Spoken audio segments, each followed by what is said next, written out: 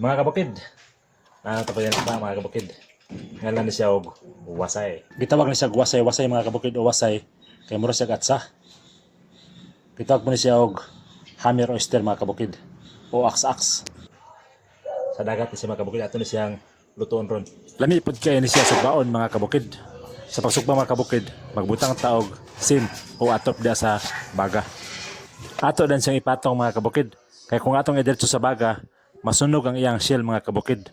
Ato na yung dabdaban pag ay mga kabukid para mutaas ang kalayo. Mabati sa kinason mga kabukid ang kainit ug maluto siya. Maukab din siya mga kabukid. Magbula-bula din ang ilalom. Muna siya timailan mga kabukid nga makao na siya. Sa diyang gamay na ang iyang bula mga kabukid, ato na siyang haonon. Mo ni ang dagway sa luto nga wasay-wasay mga kabukid. Perting dakuha kay sa unod mga kabukid. Kitams, busog kay tani mga kabukid. Ato na yung sukaan mga kabukid. Kanang halang kay nga suka nga templado mga kabukid. Sinamak.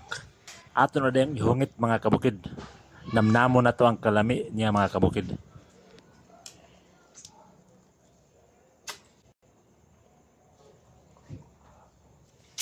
No.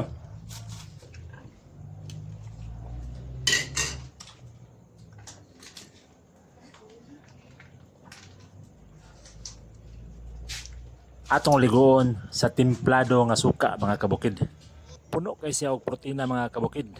Iron, zinc, vitamin B12 para sa immunity mga kabukid og heart health. Low fat pagid siya mga kabukid.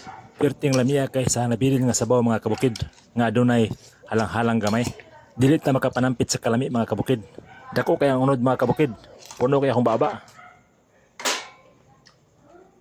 Muraman og dili na taganahan madugang mga kabukid. Dako kay mga kabukid. Ato nang haonon mga kabukid. Dayon atong iserve sa mga unay og kinason mga kabukid. Serve na ang food mga kabukid. Salamat sa naghatag ani.